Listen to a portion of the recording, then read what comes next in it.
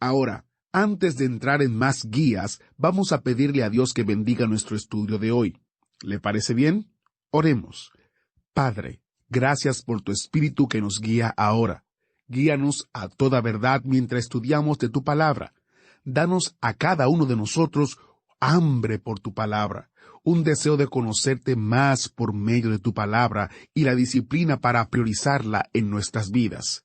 En el nombre de Jesús oramos. Amén.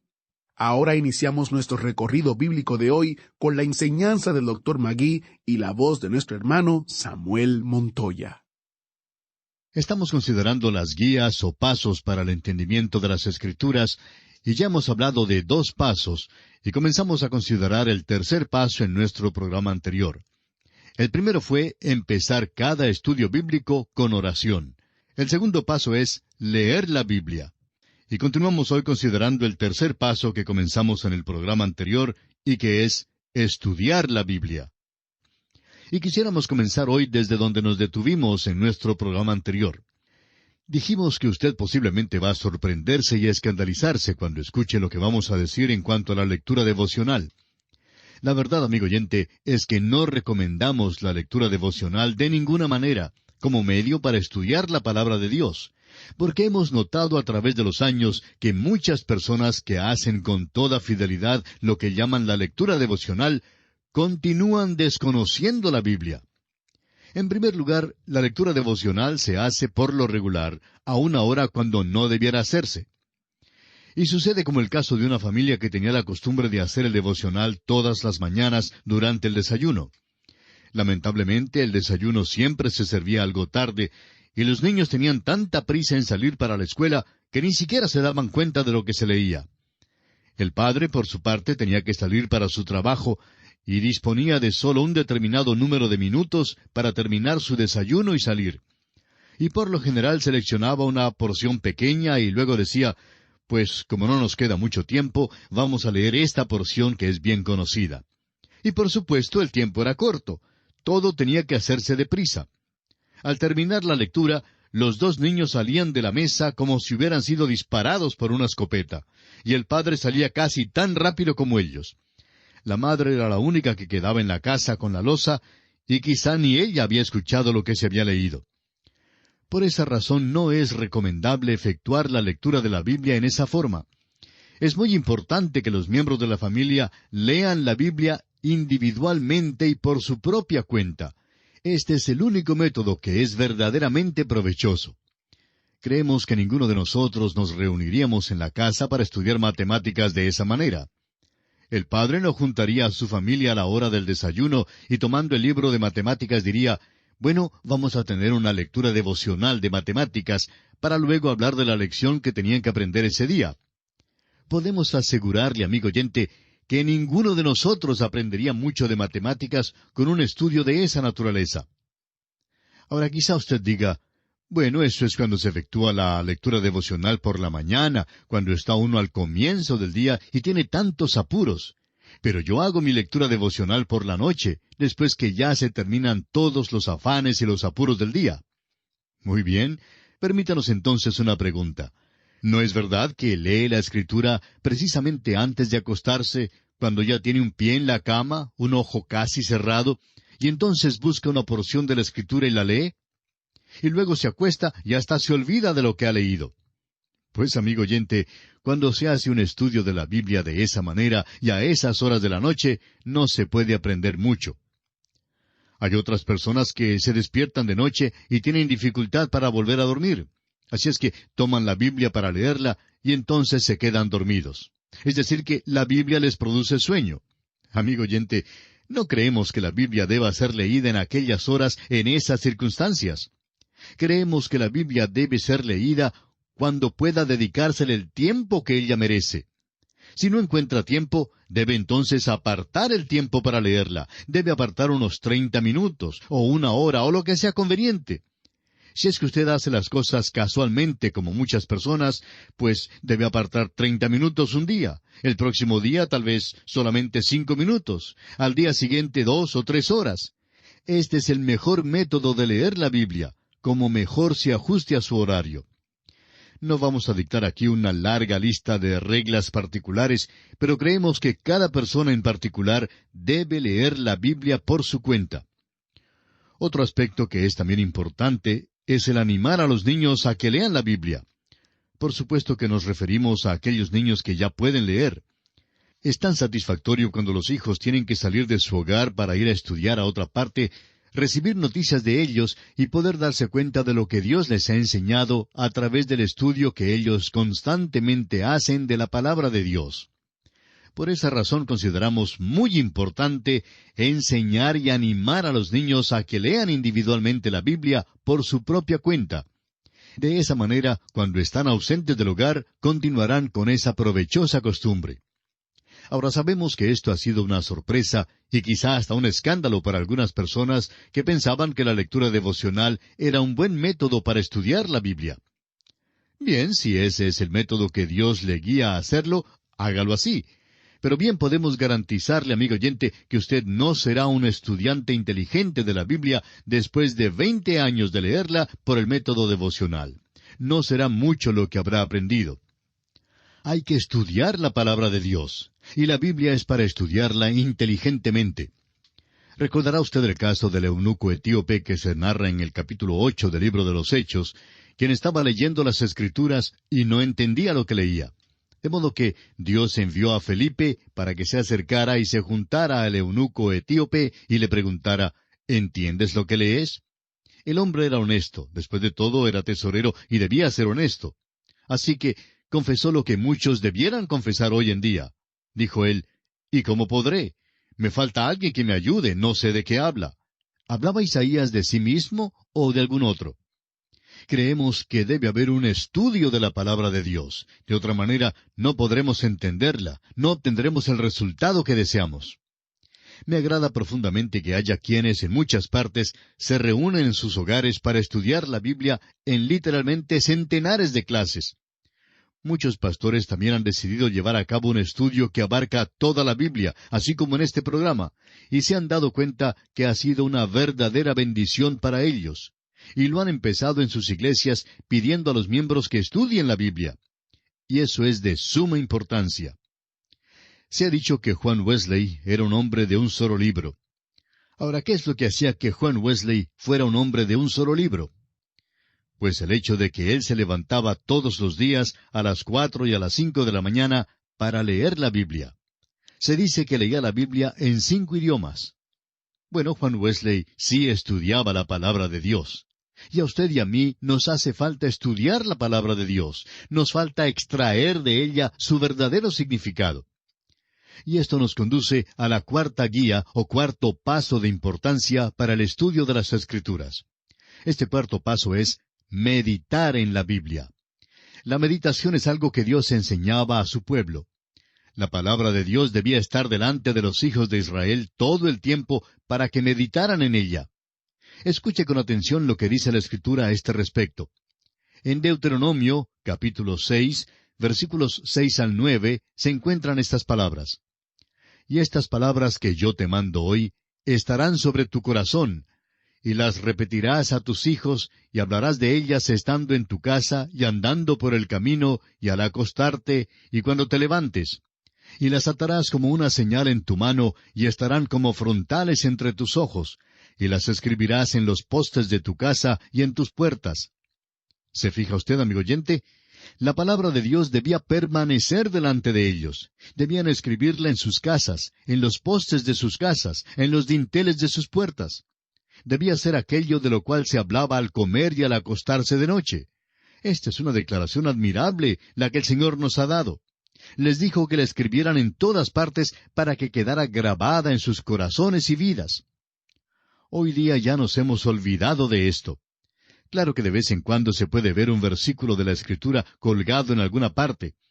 Lamentablemente y con mucha frecuencia se ha escrito en tal manera que hasta resulta difícil leerla. Otras veces no tiene ninguna apariencia digna.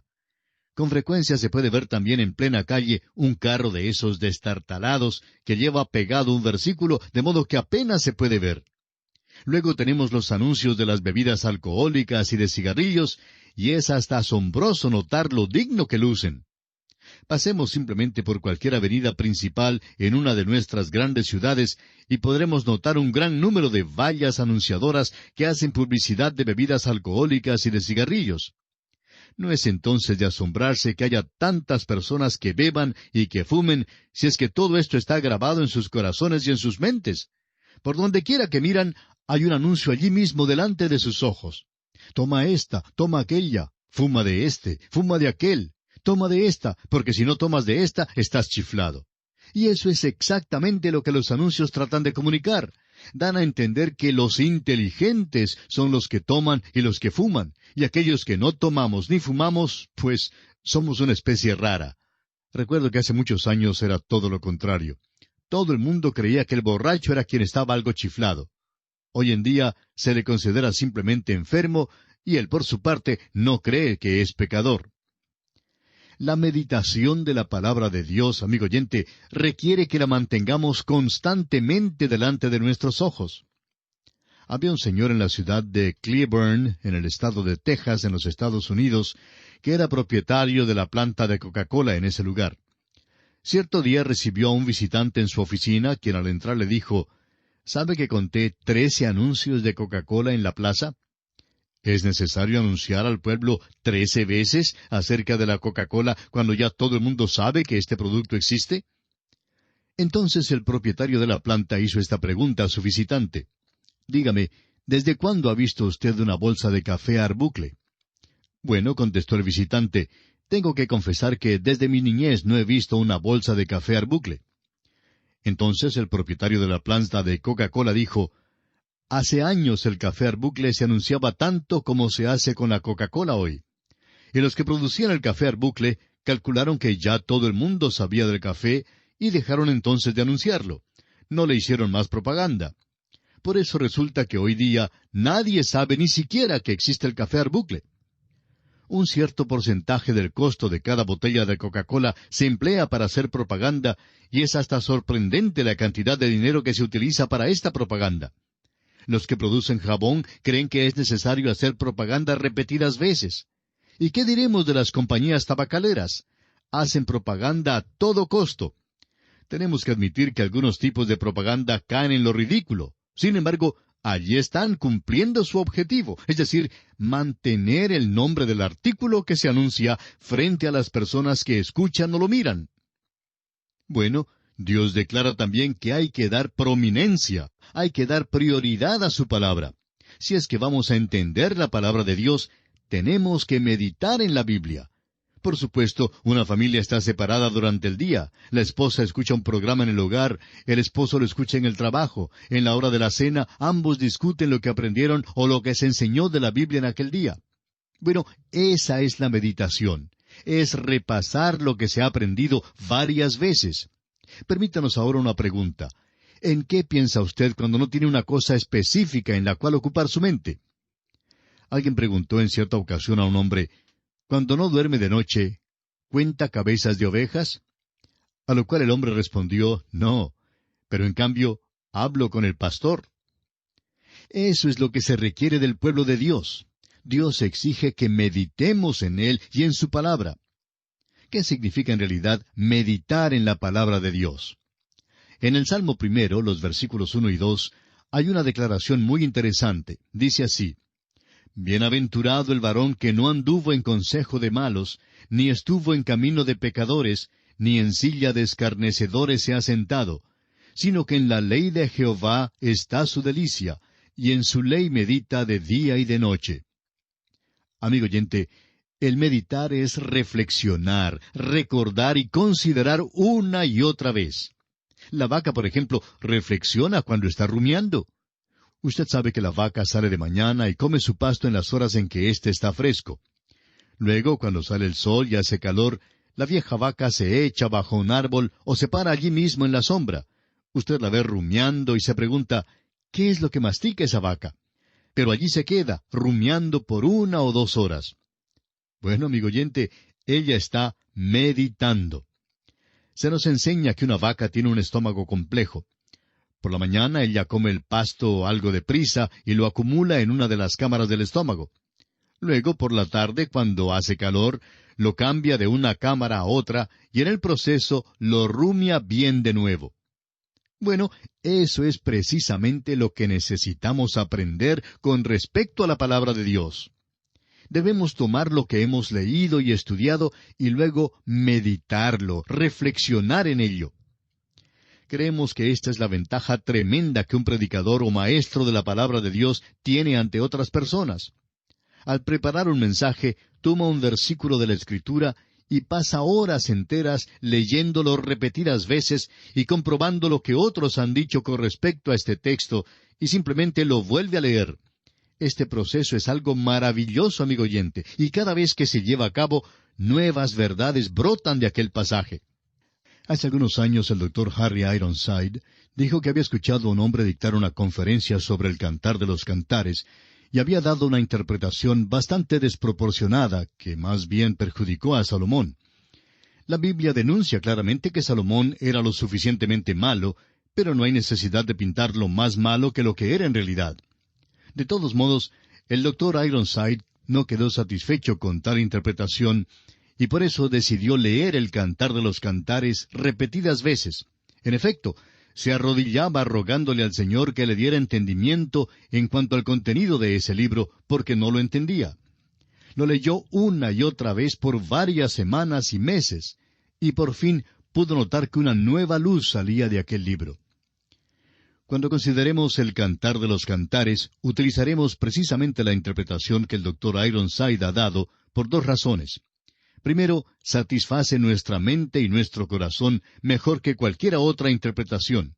Y segundo, porque sabemos que el hombre que dio esa interpretación pasó mucho tiempo meditando en este libro. La meditación es un arte que se ha perdido en el día de hoy.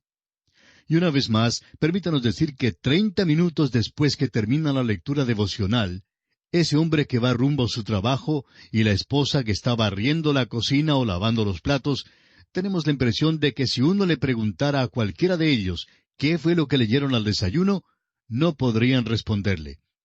Necesitamos aprender a meditar en la palabra de Dios. ¡Cuán importante es la meditación! Aquel eunuco etíope, de quien se habla en el capítulo 8 de los Hechos de los Apóstoles, iba leyendo el libro del profeta Isaías mientras iba por el camino. Realmente él estaba estudiando el libro de Isaías, porque había llegado a una porción que no entendía y tenía dificultad con ella. La volvió a leer muchas veces.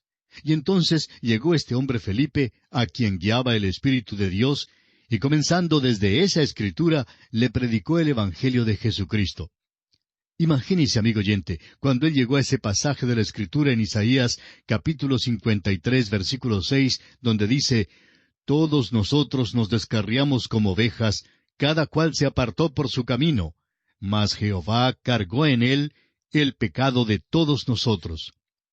Me hubiera gustado haber estado allí aquel día para escuchar a Felipe. El eunuco siguió gozoso, meditaba en el cordero que fue llevado como oveja al matadero. Amigo oyente, ¿cuánto necesitamos meditar en la palabra de Dios hoy? Francamente, la televisión hoy en muchos hogares está eliminando la posibilidad de meditar y hasta está cambiando la vida espiritual de muchas familias. En tiempos pasados, muchos niños aprendían con facilidad y de memoria el versículo de Juan 3:16 en su hogar, y bien podrían haber cantado el himno tan conocido, «Cristo me ama». Hoy, en cambio, se los oye cantar sin dificultad la ridícula propaganda de la televisión acerca del jabón, o de un tal cigarrillo, o de cualquier otro producto.